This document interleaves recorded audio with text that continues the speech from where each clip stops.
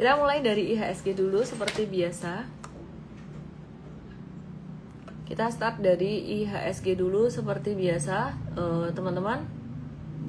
Nah, IHSG beberapa waktu belakangan ini ignore catatan-catatannya ya. Ini panah-panah ini market updates ya. Jadi besok saya akan pindahkan ke layout yang berbeda. Oke, teman-teman perhatikan IHSG itu udah downtrend dari bulan Oktober 2025 kemarin, start downtrend di situ. Nah, sebelumnya rally lumayan dan kita cuan lumayan banyak gitu ya. Nah, terus perhatikan di sini. Perhatikan di sini, sejak bulan kita review sedikit, sejak bulan Februari kemarin IHSG itu makin downtrend banget. Nah, kalau kita perhatiin saat ini IHSG itu sudah keluar dari stage 4-nya dan juga stage 1-nya dalam jangka pendek udah breakout sejak tanggal 22 April kemarin.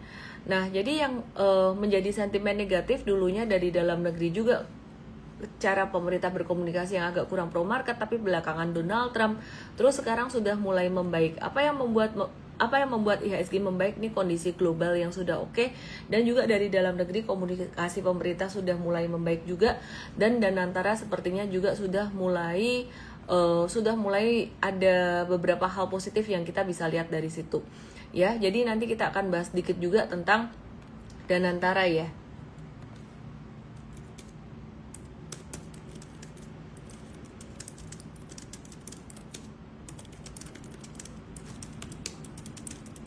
Terus sedikit, sorry, aku tadi lagi ngetik sedikit ya. Jadi perhatikan di sini IHSG, aku bersihin chartnya, semua ini aku bersihin chartnya biar lebih kelihatan. Jadi besok tolong tim aku minta tolong ya yang denger ini, tolong dicatat, bikin diary-nya di layout diary aja biar nggak berantakan ya di sini, biar nggak ngotorin ini, dear team ya. Oke, terus perhatikan di sini.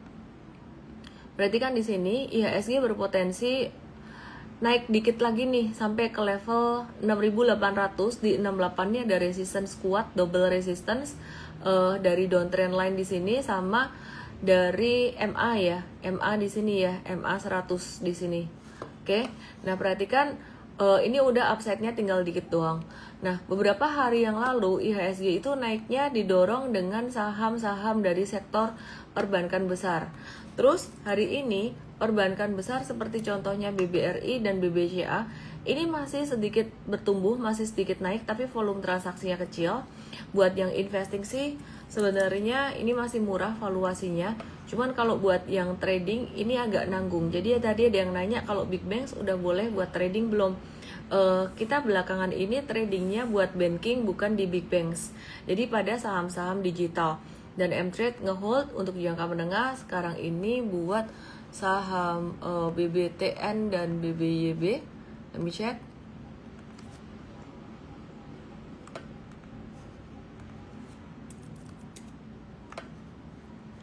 Ya, jadi masih ada jangka menengahnya, jangka pendeknya udah di review sell. Kita mau review buy lagi, kita lagi watch buat jangka pendeknya. Ini BBYB udah floating profit 32%. Sebenarnya ini calon beggar kita yang pertama setelah kemarin terjadi crash saat Donald Trump naikin tarif ya. Jadi ini BBTN. Pertanyaannya masih boleh beli atau enggak? Nanti kita bahas. Sekarang saya baru review dulu untuk saham-saham penggerak indeks ya. Terus kemudian selain saham BBCA, BBRI, BBTN dan BBYB juga aktif. Nanti kita akan bahas lebih detail. Itu yang kita bahas tadi, M-Trade sudah cuan sekitar belasan persen sampai kalau BBYB-nya sekitaran 30-an%.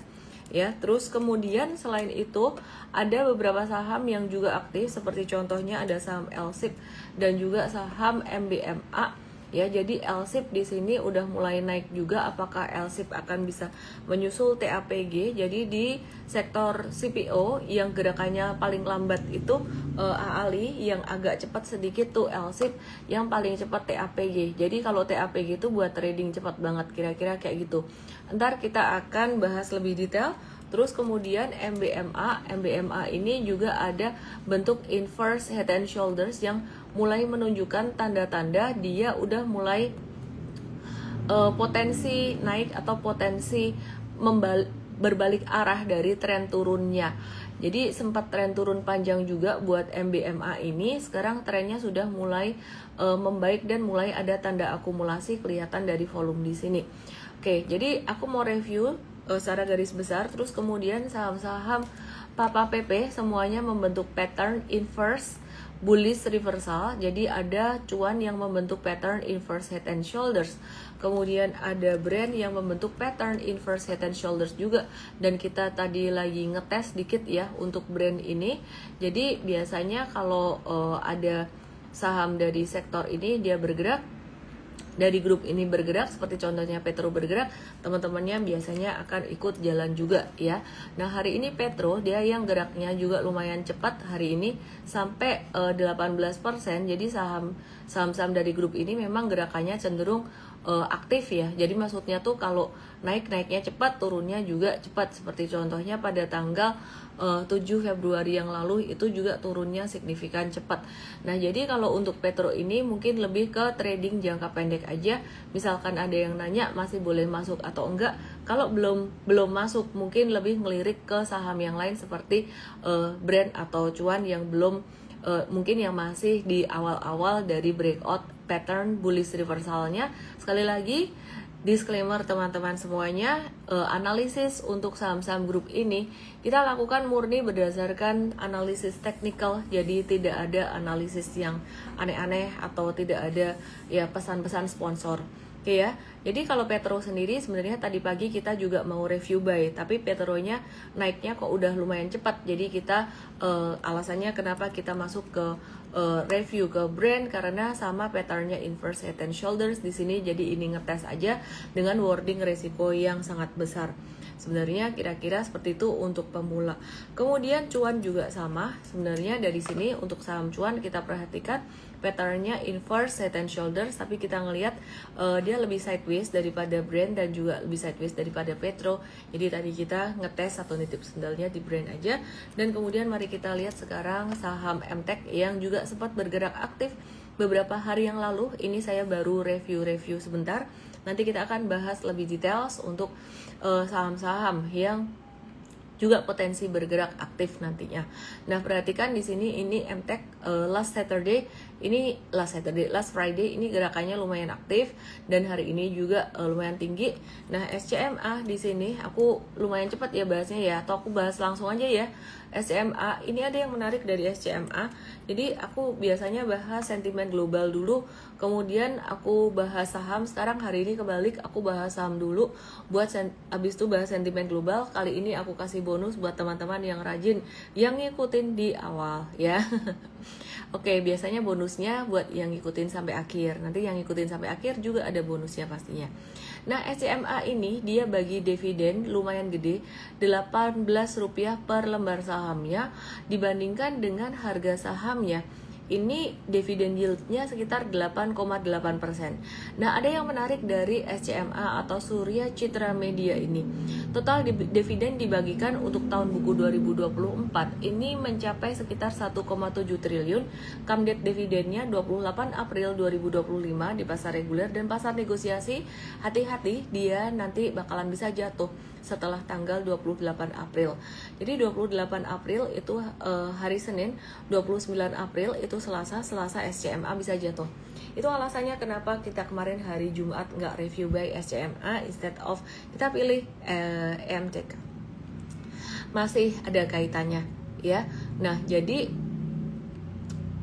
kenapa kita nggak pilih SCMA? Karena SCMA ini dia bagi dividennya gede, dan kalau misalkan kita masuknya udah di posisi kemarin, nanti bisa kena dividen trap juga ya. Jadi anyway, itu yang menarik dari SCMA. Terus ada persamaannya antara SCMA dan DMAS. DMAS ini dia biasanya rajin bagi dividen, ini termasuk dividen stocks ya. Hari ini chartnya very beautiful, naik sekitaran 17%. Kenapa? Karena Demas atau mitra Demas atau Pura Delta Lestari Tbk ya. Sebentar ya.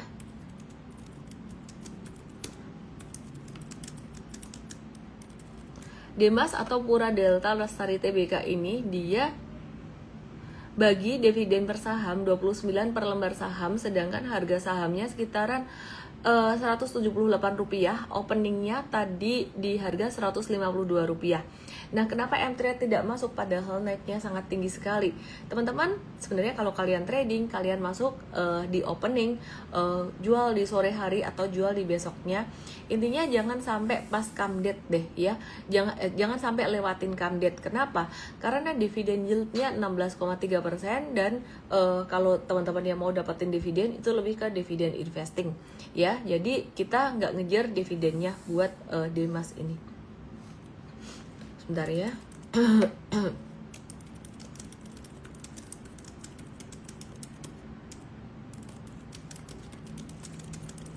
Oke, terus kemudian total dividennya 1,4 triliun rupiah dan dividen per lembar saham 29 per lembar saham. Yang menarik, dividen payout ratio-nya 107% dari laba bersih.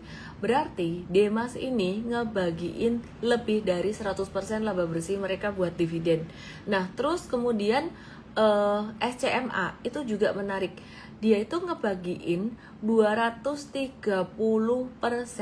dari laba bersih tahun 2024. Yang berarti SCMA ini ngebagiin dividen tuh jauh lebih tinggi dari laba bersih mereka.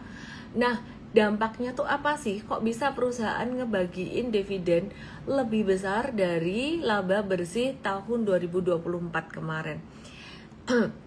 Jadi kalau diperhatiin misalkan mereka ngasih dividen lebih dari 100% seperti SCMA atau Demas, itu artinya mereka pakai banyak uang dari laba ditahan, bahkan dari laba tahun lalu. Itu untuk bagiin dividen ini bisa bikin book value per share-nya atau nilai buku per lembar sahamnya turun karena kas di perusahaan jadi berkurang.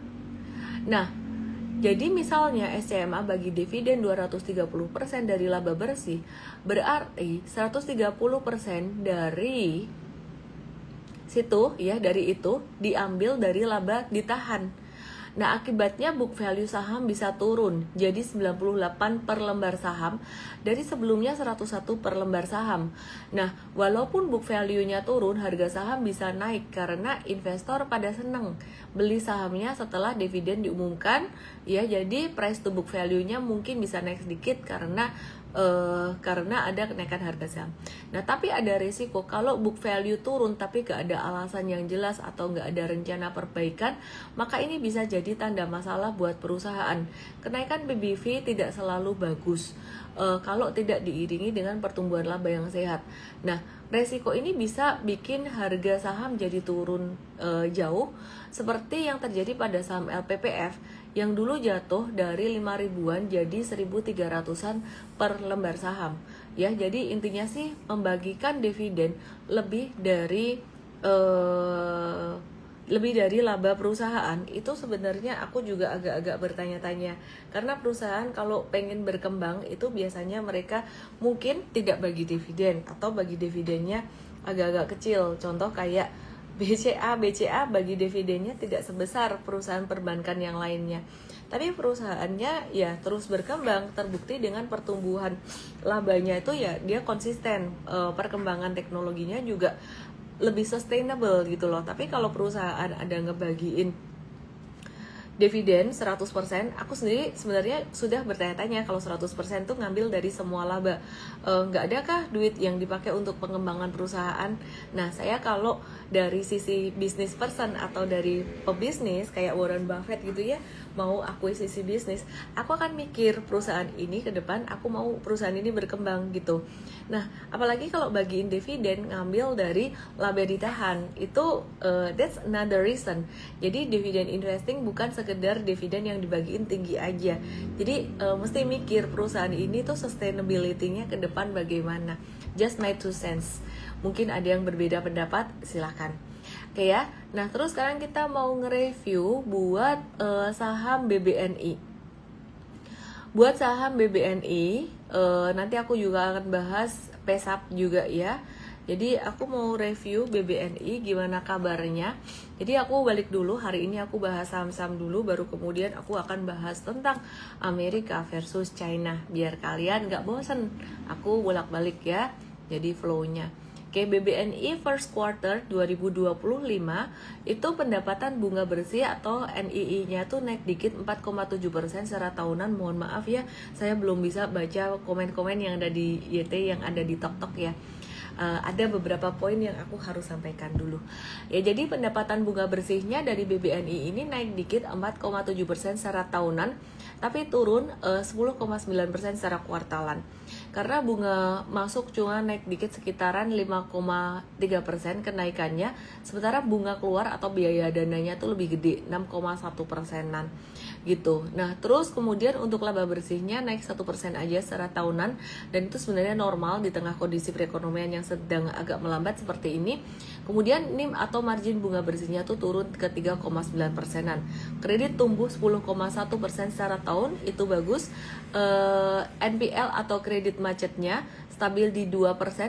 Loan to deposit ratio turun ke 93,1%. Artinya bagus. Dari 96,1 turun jadi 93,1, itu artinya BBNI itu dia cashnya lebih banyak yang ditahan supaya likuiditasnya tuh lebih bagus, lebih aman gitu ya. Nah, terus kalau bicara soal kredit, pertumbuhan kredit sekitar 10,1% per tahun itu sebenarnya bagus banget. Kenapa? Karena awal tahun itu biasanya lemes, plus kondisi makro masih berat. Tapi secara kuartalan pertumbuhan kreditnya malah turun ya, 1,3% dibandingin Desember masih bagus Desember. Oke, terus kemudian BCA kita udah bahas ya beberapa hari yang lalu, dan aku juga ada bikin kontennya di Igoi aku. Sekarang masih bicara soal saham-saham perbankan. Kali ini aku mau bahas saham perbankan digital. Ya, jadi BNI tadi kelupaan bahas chartnya, aku bahas sedikit dulu buat BNI. Ini chartnya lagi sideways, kurang lebih kayak gini. Kalau buat trading sebenarnya agak nanggung, kalau buat investing memang valuasinya masih murah. Kalau buat trading ya, beberapa hari yang lalu kita ada trade buat BBYB dan BBTN. Aku bacain sedikit analisisnya teman-teman yang udah di workshop Super Trader. Kemarin tidak hanya bisa menganalisis saja, tapi mereka sudah bisa diharapkan sudah bisa mengambil keputusan di tengah situasi yang ada pros and cons. Prosnya apa, consnya apa. Jadi mereka tahu kalau misalkan ada misal kemarin ada yang cerita tuh di akhir, sebelum aku cerita BBYB, BBTN, aku cerita dikit ya, tiba-tiba keinget takut lupa. Di akhir sesi pelatihan ada yang cocok ke saya punya Antamnya itu di harga ada harga atas yang udah nyangkut 4 tahun, punya harga bawah juga. Terus kemudian setelah dihitung-hitung dari harga terakhir 1.600, jadi cuannya 30% dari sekarang. Karena size-nya gede, jadi susah mengambil keputusan. Mau jual sebagian, gede buat dia ya. Jadi mau jual sebagian, tukar ke big banks yang lagi valuasinya masih murah buat long term investing, atau hold semuanya. Nah, jadi teman-teman di sini kita dihadapkan pada pertanyaan yang bukan pertanyaan benar dan salah. Jadi either way, kalau misalkan jual sebagian, beliin big banks buat investasi jangka panjang, itu cuan juga. Kan judulnya juga udah cuan ya. Kemudian kalau misalkan dia hold, sekarang trennya lagi naik, mungkin ada retracement, bisa lanjut naik lagi, itu cuan juga. Meskipun ada resiko nanti kalau misalkan retracement, seandainya sideways lagi, nunggu lama lagi gitu loh. Nah, jadi dari situ selesai dari workshop Super Trader. Jadi teman-teman tuh bukan cuma bisa menganalisis saja, tapi benar-benar ketika dihadapkan pada situasi yang penuh dilema, bisa ngambil keputusan sendiri ya. Jadi yang bikin dilema sebenarnya adalah fear and greed-nya gitu. Oke, karena size-nya gede, kalau naik jadi cuannya besar, turun jadi rugi atau sideways-nya gede, jadi dilematis di situ. Di workshop Super Trader diajarin banget cara ngambil keputusan yang lebih advance. Oke, perhatikan di sini teman-teman. Jadi bedanya itu dengan M-Trade. Kalau M-Trade lebih ke dasar analisis. Perhatikan di sini untuk BBYB di sini ya, BBYB di sini. Nah, mungkin di sini ada juga nih teman-teman yang dilematis punya BBYB nih ya. Udah lama diem, terus kemudian dia sekarang naik. Oke, aku review dulu kenapa kita buy-nya di sini di tanggal 22 April waktu itu, kenapa kok tidak buy-nya di tanggal 8 April saja di bottom market. Nah, kalau di 8 April perhatiannya 8 atau 9 10 April perhatiannya ya pastinya teman-teman semua pun nggak ke BBYB lah, sama-sama baru mantul, pasti perhatiannya pada Big Banks. Dan juga investor gede pun perhatiannya pada Big Banks ya, tidak di sini. Baru kemudian pada tanggal 14 April dia breakout lebih kencang daripada saham-saham Big Banks, kita mulai pay attention. Sehingga beberapa hari berikutnya ketika sideways ada retracement dan mulai mantul lagi, kita mulai review buy. Dan beberapa hari untuk trading jangka pendek kita review sell di sini. Jadi teman-teman yang udah ikut workshop Super Trader sudah ngerti banget. Bedanya Super Trader dengan dengan M-Trade adalah kalau M-Trade diajarin secara teknis semuanya, tapi kalau Super Trader karena offline kita bisa lebih banyak berdiskusi tentang case study dan saya bisa lebih bocor ngomongin tentang market ya. Jadi karena ketemu in person secara langsung gitu, lebih bocor tuh lebih bisa lebih terbuka apa ya, segala mindset saya tuh bisa lebih nyantai disampaikan. Nah, kalau dari bottom udah naik 68%. Nah, kalau dari review buy paling tinggi di M-Trade itu udah naik 32%. Kenapa untuk jangka menengah kita belum jual? Simple aja. Karena kalau untuk jangka menengah kita tidak melihat hanya candle, tapi untuk jangka menengah kita melihat tren di mana ini trennya baru naik gitu loh. Nah, jangka pendek boleh beli lagi nggak nih? Kalau baru mau masuk, tunggu dulu ya. Biasanya kalau jangka pendek kita tunggu retracement-nya dulu. Ya, jadi kita tunggu retracement-nya di sekitaran mungkin level 228 sampai 240-an, meskipun itu tidak jaminan. Kadang-kadang retracement bisa ke samping gitu. Jadi teman-teman yang ada di M-Trade, kita akan update lagi untuk BBYB ini bisa kita masukin dalam watch list jangka pendek ya, jangka pendek. Tim coach yang nonton live aku minta tolong dibantu untuk note juga ya, supaya nanti pas lagi M-Trade lagi ini bisa di remind. Oke ya. Terus kemudian aku mau review saham yang lainnya.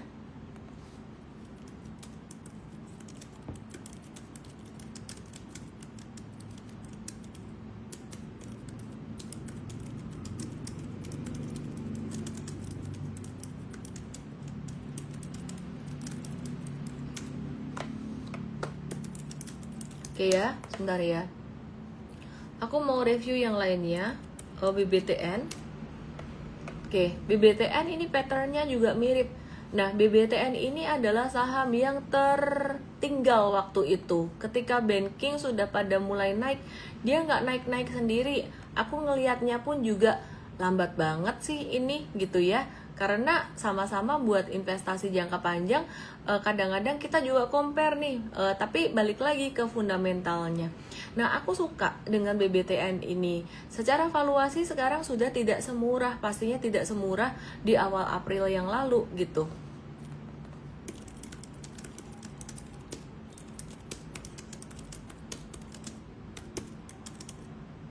Oke ya, bentar ya. Lagi ngoceh sebentar di WA. Sorry ya. Aku ulang ya, aku ulang. Nah, jadi beberapa pastinya valuasi sekarang tidak semurah di awal April yang lalu gitu ya.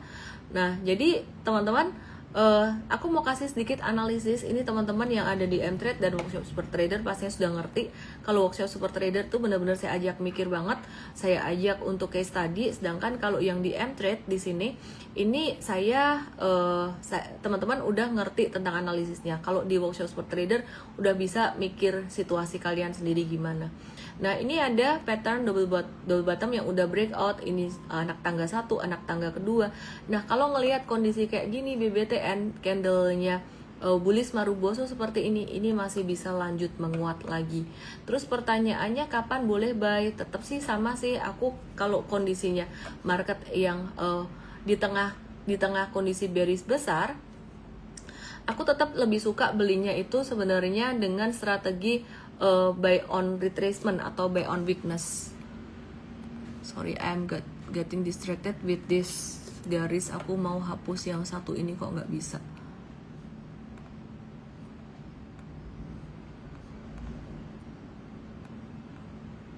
Nah, Oke deh. Ya, jadi ini kalau mau jangka pendek belinya gimana? Trading jangka pendek tunggu retracementnya dulu aja lah. Loh Miss, bukannya tadi bilang masih bisa naik ya? Kenapa nggak dibeli aja kalau misalkan besok naik? Nanggung say, udah deket sama resisten tuh lampu kuning say gitu loh.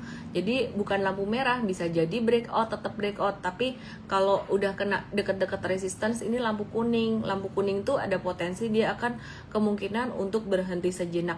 Nah, sekarang aku mau update untuk teknikalnya buat saham-saham perbankan digital yang lain nih.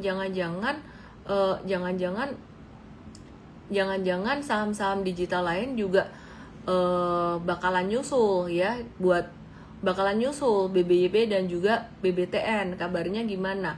Agro udah naik juga signifikan, kok nggak dibeli? Nggak usah semuanya dibeli sih, bener-bener yang leading aja kemarin ya kita trade. Terus kemudian Amar, ya perhatikan di sini. Ya perhatikan di sini, ini Bang Amar, ini masih sideways, ini bukan trading, bukan recommendation ya, bukan recommendation buy. Cuman Bang Amar ini masih sideways aja dan kita belum interested untuk beli. Terus kemudian Arto kita lihat ini udah naik lumayan tinggi juga. Jadi sebenarnya kalau yang naik tidak hanya perbankan besar tapi juga perbankan digital seperti ini tunggu retracementnya ya. Ini artinya asing sebenarnya udah mulai lebih confident gitu. Kalau belum confident yang dibeli cuman big banks aja. Ini Alobank pun juga ada naik ya. Jadi BBYB kita di M-Trade yang cuannya udah mulai 2 digit 30% lebih. Nah, sekarang aku mau bandingin nih bunga deposito banknya, dan ini bukan iklan. Jadi teman-teman perhatikan, dari semua yang tadi aku sebut itu, yang bunga depositonya paling tinggi Bank Amar, bukan suruh kamu. Ini bukan iklan ya. Terus kemudian abis itu ada BBYB, Amar 9%, BBYB 8%. Terus kemudian BBHI 7,5%, Arto 6%, Agro 4,5%. Sementara itu Big Banks ya, bunga deposito paling tinggi BBRI 3,35%, lainnya BCA, BNI 3%, BTN 3,05%, BMRI 2,5%. Nah, kenapa perbankan besar ini ngasih bunganya kecil seperti Pak Yahya Siatmaja yang saya kutip dari salah satu acara YouTube ya, dari di YouTube beliau bilang nggak BU amat, nggak butuh duit amat gitu. Biasanya yang kasih bunga gede itu biasanya yang BU. Nah, ini di sini kita belajar fundamental dikit. Bang Amar kasih bunga 9%.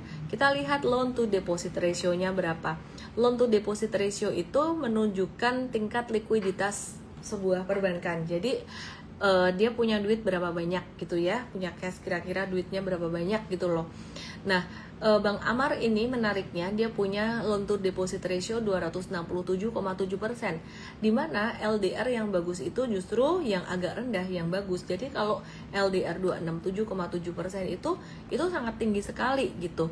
Nah, sedangkan kalau BCA sendiri, kalau aku nggak salah ingat, let me check, BCA itu loan to deposit ratio-nya, aku cek ya biar nggak salah ngomong ya.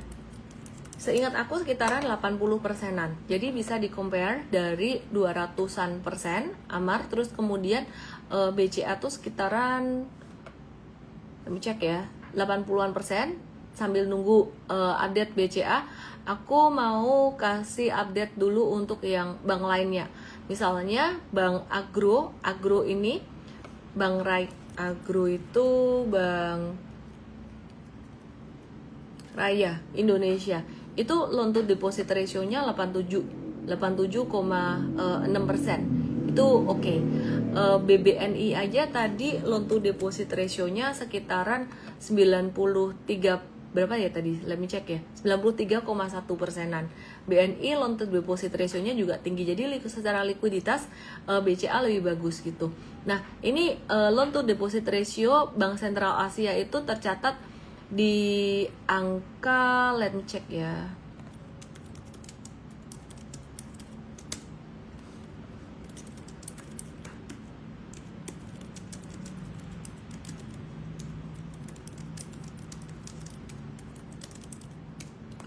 LDR-nya kalau saya nggak salah sekitar 78,44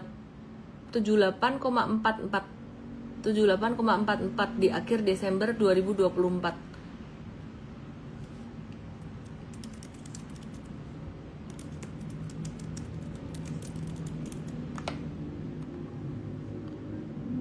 Oke, kalau kuartal 1 2025 di angka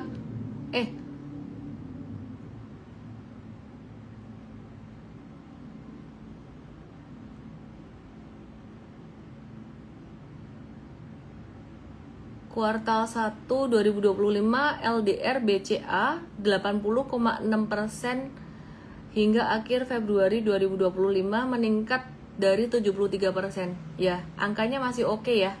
Masih bagus ya buat BCA. Oke, jadi Bapak Ibu ngerti tuh kira-kira kalau ngelihat perbankan yang bagus dari mana, bukan cuma dilihat dari laba perbankannya aja misalkan kayak gitu. Tapi perlu ngelihat dari faktor loan to deposit ratio juga, valuasi loan to deposit ratio kira-kira kayak gitu. Oke. Sekarang kita mau bahas buat saham yang lain, mas-masan ya. Jadi teman-teman, kita lihat dulu harga emas gimana.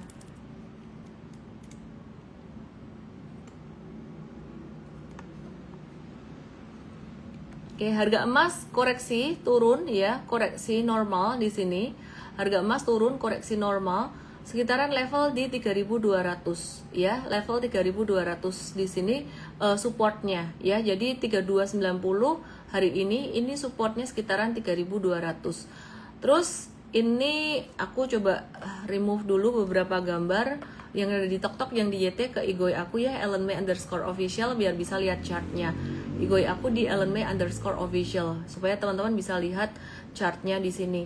Nah, perhatikan di sini, ini kalau kita pakai Fibonacci, supportnya tuh sekitaran di level 3.200 untuk Fibonacci 50% ya.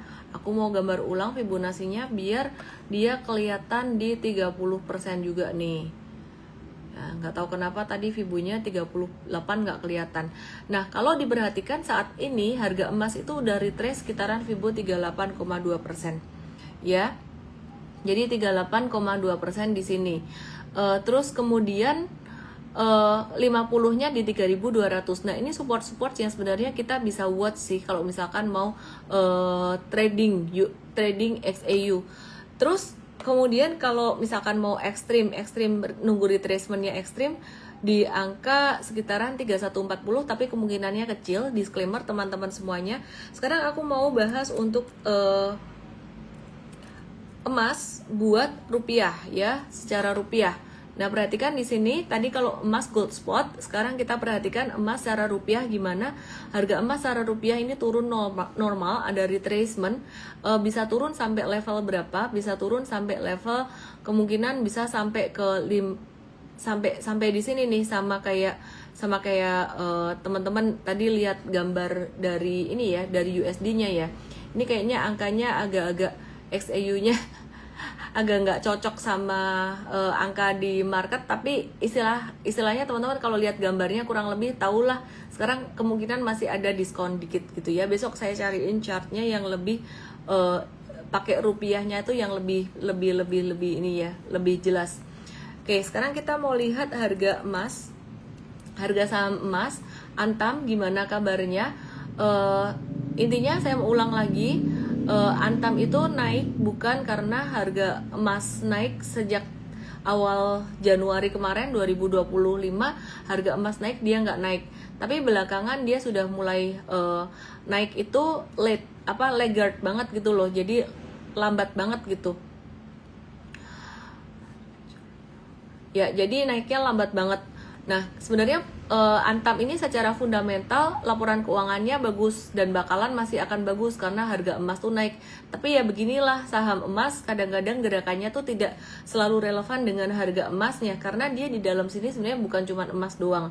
Jadi ini baru mulai naik, kita tunggu retracementnya juga buat teman-teman yang mau trading jangka pendek, dimana bisa nunggu retracementnya, kemungkinan sekitaran level 1900-an, ini di area retracement Fibonacci 38,2%-an. Belum tentu dikasih, bisa jadi retracementnya cuma sampai level 2000-an doang, tapi kita akan kasih tahu di N-Trade untuk Antam, kita akan watch untuk jangka pendek trading retracement. Sementara itu kita selain Antam, kita juga ada trade untuk saham mas-masan ya. Jadi Harta Dinata waktu itu kita ada trade dari tanggal sekitar 9 kalau nggak salah, ada cuan berapa 10 atau 12%-an. Terus kemudian kita ada tadi ada trading buy juga PESAP ya. PESAP, perhatiin di sini PESAP ini ada di area retracement-nya juga gitu ya. Jadi teman-teman perhatikan di PESAP ini hari ini retrace, ini yang kita mau, yang kita tunggu dari Antam sebenarnya. Nah kalau diperhatiin dari PESAP ini tuh dia retrace sekitaran udah kena 38,2%, terus hari ini tadi mantul. Jadi kita ada trading buy on retracement untuk PESAP. Nah terus kita mau review watch lagi wait. Hari ini aku banyak banget ya ngebahas saham-saham secara teknikal, lagi abis workshop super trader juga, jadi supaya bisa jadi case tadi buat teman-teman yang abis workshop juga. Nah jadi ini Indi tuh kita lagi nunggu retracement-nya, ekspektasinya sih kena di Fibonacci 38% ya, tapi ternyata dia hari ini mantul, cuman kita tidak terburu-buru untuk masuk ke Indi ya, karena ya kita ngelihat pantulannya itu baru sideways-nya itu baru dikit banget lah. Nah ini baru temporer banget ya, dikit banget pantulannya. Jadi kalau 38,2 itu mungkin sekitaran 1375-an. Nah terus kita mau lihat ADRO dan AADI. Hari ini tadi ADRO juga mantul, tapi kita nggak masuk, kita wait and see dulu. Kenapa? Karena ini udah naik lumayan signifikan dan juga volume transaksinya udah mulai divergen.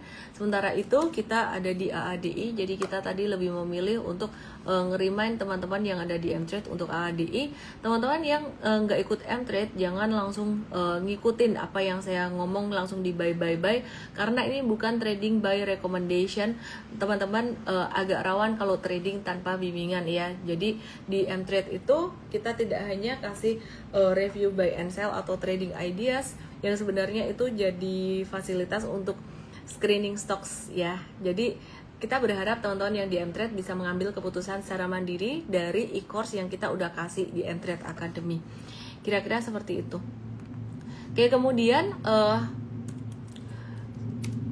Jumat kemarin itu ada saham dari sektor consumer goods seperti contohnya HMSP yang hari ini mulai ada merah-merah dikit, dan ini udah mulai rawan profit taking jangka pendek.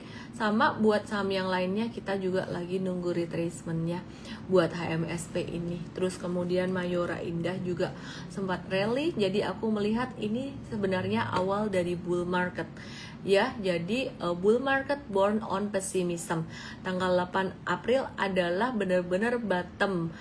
Pessimism itu di puncak banget pessimismnya. Jadi bull market born di situ sekarang lagi masa skepticism. Benar nggak sih bull marketnya lagi naik, lagi mau ini? Nah jadi kayak Mayora ini kita juga akan lagi watch untuk retracementnya. Ada banyak saham yang kita watch untuk retracement. Sementara itu balik ke Big Banks, ada yang nanya Big Banks boleh buat trading atau enggak. Menurut aku untuk kondisi sekarang sudah agak nanggung kalau trading Big Banks, karena yang second liner aja banyak yang rally, banyak yang kita tunggu retracementnya.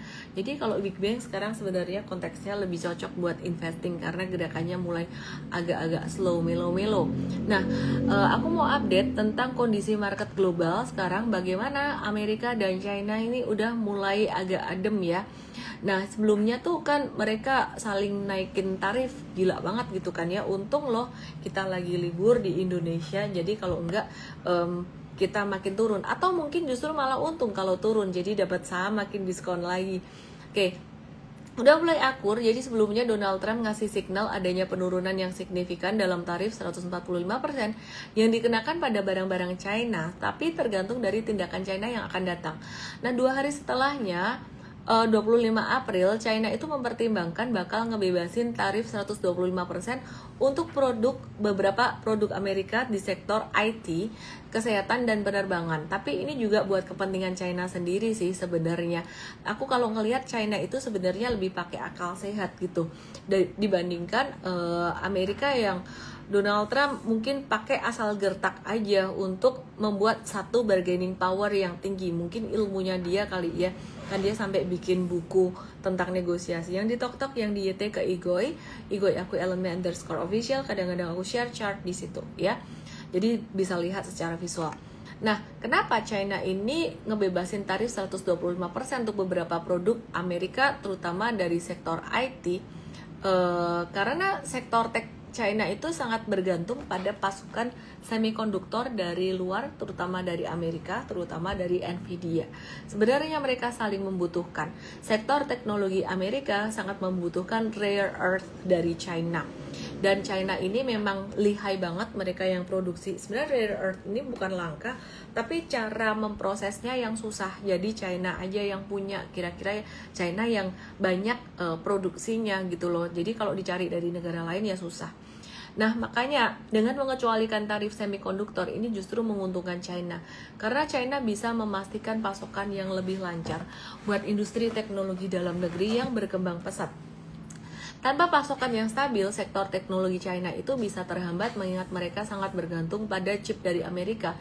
Jadi cara buat meredakan ketegangan perdagangan dengan Amerika, ini menunjukkan bahwa China itu bersedia melakukan pendekatan lebih diplomatis meskipun nggak sepenuhnya ngalah ya. Dalam perang dagang pastinya mereka tetap ngejaga posisi atau bargaining power-nya mereka. Gitu. Nah, tapi dan tanpa tarif tinggi, perusahaan-perusahaan teknologi besar seperti Huawei, ZTE dan lainnya ini nggak akan terlalu terbebani oleh biaya tambahan yang memungkinkan mereka untuk tetap bisa kompetitif di pasar global. Kira-kira kayak gitu. Nah, for your information, market ini lagi wait and see dengan stimulus lanjutan China. Ini penting teman-teman semuanya. Jadi kalau China ngasih stimulus, ini bagus juga buat Indonesia, di mana Indonesia banyak ekspor komoditas ke China yang sangat dibutuhkan China sebagai bahan bakar atau bahan mentah. Nah, jadi saling membutuhkan. Sebelumnya China itu udah pernah ngasih stimulus jumbo. Dan ini efektif meminimalisir dampak negatif tarif Trump. Meskipun di awal Februari kemarin China udah kena tarif impor 20%, keuntungan industrinya itu naik 0,8% ya. Dan pada kuartal 1 2025. Sedangkan kalau di Maretnya sendiri ini naik 2,6% secara tahunan. Nah, selain itu PMI manufaktur China itu dan juga jasanya itu justru naik. Amerika jasanya turun, PMI manufaktur PMI jasa turun. China PMI manufaktur dan jasa naik dari 51,5 di Februari jadi 51,8 di Maret, tertinggi sejak November. Artinya aktivitas ekonomi di China ini tetap bertumbuh, bahkan lebih kuat daripada sebelumnya meskipun ada hambatan tarif dari Amerika. Tapi kalau di lama-lamain diperpanjang, ini akan perang tarifnya tidak membaik, itu akan membuat ekonomi di China bisa melambat ya. Gitu. Jadi untuk sementara dalam jangka pendek ini sektor-sektor penting di China itu masih bisa bertahan dan tumbuh meskipun ada kebijakan tarif yang menekan ekspor mereka. Nah, dari Amerika sendiri itu ada berita baru bahwa Donald Trump itu dia sedang mengusulkan supaya pendapatan yang didapatkan dari tarif ini digunakan untuk mendanai pemotongan pajak. Nah, kenapa dilakukan seperti itu? Tujuannya sih untuk meningkatkan daya beli masyarakat ya. Jadi kenaikan harga sebenarnya seperti yang dibahas oleh Pak Yusuf Kalla dan saya bahas di Zoom untuk M-Trade dan M-Fest pada libur lebaran yang lalu, kita bikin Zoom dadakan seperti itu. Itu misalkan tarif naik tarif 32%, impactnya ke harga jual tuh nggak 32%. 32% tuh impactnya sebenarnya ke harga belinya mereka dari Indonesia. Tapi impact ke harga jual itu sebenarnya kalau dihitung-hitung itu nggak sampai 10% kenaikannya. Plus ditambah lagi Amerika kalau nurunin pajak, rakyatnya diturunin pajaknya. Jadi sebenarnya bebannya ada yang dikurangi meskipun harga ada yang naik, kira-kira kayak gitu. Nah, terus itu dari Amerika. Terus aku mau update dikit tentang US stocks. Aku nggak tahu di sini kalian ada yang trading US stocks nggak. Di Indonesia itu broker-broker yang bisa trade US stocks udah mulai banyak dan bahkan bisa virtual, bukan virtual trading ya, bisa fractional trading. Jadi bisa dengan modal kecil. Sebentar ya.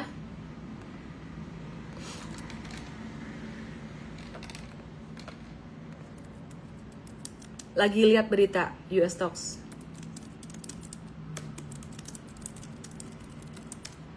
Oke, ini menarik banget sebenarnya US stocks ini bisa jadi pilihan lain juga. Nah, saham Amerika hari ini dibuka naik juga teman-teman yang di Tok dan di YT. Aku mau share beberapa saham. Jadi di Indo tuh udah mulai ada banyak broker US stocks ya yang terdaftar juga di Bapepti. Ada Peluang, ada Ajaib Alpha, ada Reku, apalagi ya? Aku kok lupa ingat. Oke, yuk kita lihat ya sekarang kabarnya gimana. Aku beberapa hari yang lalu ada iseng-iseng trading saham Tesla ya, pakai ilmunya super trader. Oke, jadi simply ngelihat ini tuh dia sebenarnya di bottom banget, yang lain udah naik, dia belum, karena kondisi perang tarif itu kan sudah membaik sebenarnya, sudah mulai agak-agak ada keringanan lah gitu. Tapi Tesla ini satu-satunya yang waktu itu belum naik, jadi aku beli di support di bawah ini. Disclaimer teman-teman, ini bukan lagi suruh kamu beli, tapi kalian yang ikut workshop super trader dan benar-benar mengerti, kalian yang ikut M-Trade dan benar-benar mengerti itu, kalian udah lebih mengerti lah ya, jadi udah lebih ngerti gitu ya, jadi nggak perlu harus selalu dikasih tahu.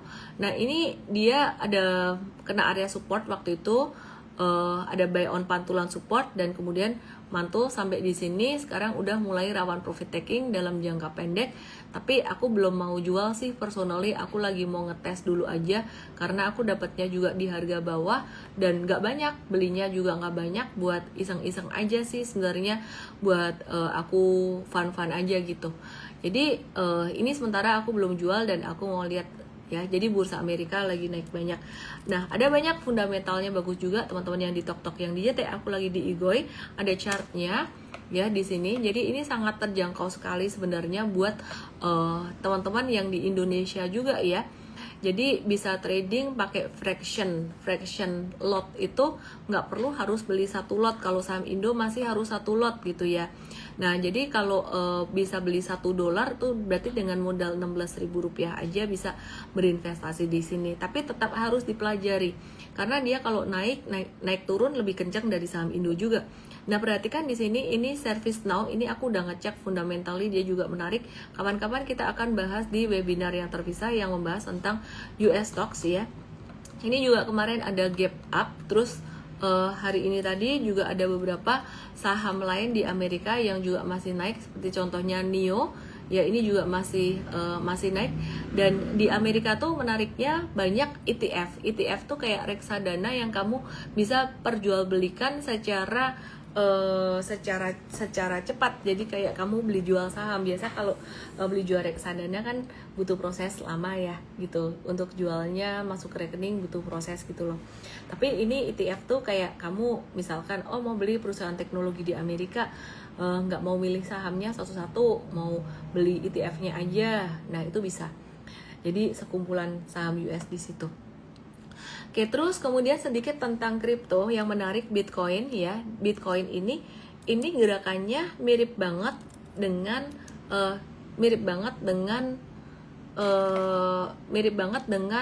saham. Jadi kalau kebijakan moneter fiskalnya lagi agak-agak hawkish atau lagi agak kurang oke buat saham, dia juga akan turun. Nah jadi kemarin dari Donald Trump ada perang tarif, dia juga turun. Nah begitu sekarang sudah mulai mereda, dia mulai naik lagi. Nah kalau untuk di Bitcoin sendiri, kita strateginya benar-benar buy on retracement pullbacknya yang parah banget, yang pullback banget. Kita pernah bahas di webinar Cryptofolio bareng M-Trade juga, dan kemarin ada sedikit dibahas di workshop Super Trader juga. Jadi teman-teman, ini kalau bicara soal Bitcoin, apakah dia bisa balik ke 100.000 lagi? Ada kemungkinan dia bisa balik ke 100.000, tapi kalau mau beli sebaiknya belinya di retracement aja, sekitaran 88 ribuan mungkin. Disclaimer on teman-teman ya, jadi support bisa ditembus dikit. Nah itu kira-kira untuk kripto seperti itu. Sepertinya viewernya udah mulai agak-agak ngantuk, udah mulai agak turun gitu, dan banyak banget saham yang aku udah bahas hari ini, very generous today. Jadi teman-teman, selengkapnya kita bahas di morning briefing M-Trade besok untuk saham Indonesia. Dan untuk kripto kita akan bikin webinarnya buat M-Traders pastinya M-Traders punya privilege, Anda bisa mengikuti acara webinarnya Cryptofolio gratis. Cryptofolio itu partnernya M-Trade yang bisa ngebahas tentang US stocks, global stocks, dan China stocks. Tambahin dikit, ada China stocks. Jadi ada China stocks ya di sini. Nah, hari ini tadi naik lumayan signifikan. Nah, aku ada bahas sedikit di channel Igoy aku. Bright Smart Securities, kodenya saham 1428.HK. Ya, jadi ini teman-teman bisa perhatikan di sini. Perhatikan ya, ini di Hong Kong Stock Exchange. Kalau ini bukan US stocks. Nah, ini kayaknya nggak tahu deh, ada nggak nih di broker-broker teman-teman yang broker-broker di Indonesia ya, saya nggak tahu juga nih. Berarti kan di sini, ini hari ini tadi, wih, arahnya nggak kira-kira bro, naiknya 80%. Jadi peluangnya banyak ya, nggak perlu harus trading saham gorengan kalau maksa di Indonesia mau dapat saham yang naiknya tinggi. Kadang-kadang dapatnya saham gorengan, kira-kira kayak gitu. Nah, jadi sambil investasi, value investing saham Indonesia, trading juga saham Indonesia, belajar saham-saham di luar tidak ada salahnya, justru malah bisa buat muterin duit. Nah, kenapa Bright Smart Securities and Commodities Group ini naik? Ini sebenarnya adalah seperti perusahaan sekuritas lah di Indonesia. Ini perusahaan di bidang layanan keuangan, perdagangan saham ya, perdagangan komoditas, kontrak berjangka ya. Jadi intinya ini brokerage. Nah, dia dapat pendanaan, jadi dapat pendanaan atau akuisisi dari sebentar, tok aku kena ini. Sebentar ya, tok aku kok jadi what of this sales on water. Oke. Bentar, tadi aku mesti pencet tombol di tok dulu. Pendanaan dari Ant Group, dapat investasi dari Ant Group, anak perusahaan Alibaba, yang akuisisi 50,55% saham Bright Smart ya. Anyway, ini menarik banget sih. Jadi aku lagi suka untuk exploring saham di luar Indonesia juga, sambil tetap kita trading dan investasi di Indonesian stock market. Nah, buat kalian yang pengen belajar tentang trade anything made easy ya, di cara strategi super trader yang bisa dipakai untuk apapun, bisa daftar, ketik ST atau BST. Kalian bisa ikut webinar super trader, basic super trader gratis tanggal 3 Mei 2025 jam 10 pagi. Jadi ketik BST ya, ketik BST. Saham US tuh buka jam berapa nih? Baru aja buka ya, kebalikan Indonesia. BST ya, tanggal 3 Mei 2025 jam 10 pagi. Semoga bisa bermanfaat. Aku nyalakan komennya. Yang di TokTok, aku lagi nge-live di Igoy juga, @LME_official, dan sudah selesai. Excel setelah merger aku bacanya mager lagi. Aku tidak tertarik.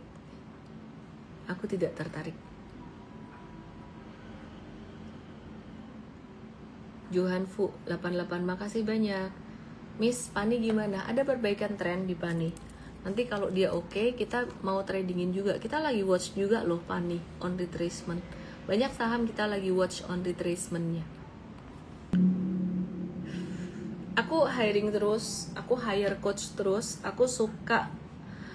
Aku cari orang-orang yang passionate ya, kalian bisa ke mtrade.id _coach COACH coach Ibu Jomailan, thank you, luar biasa, mantap. Oke ya, jadi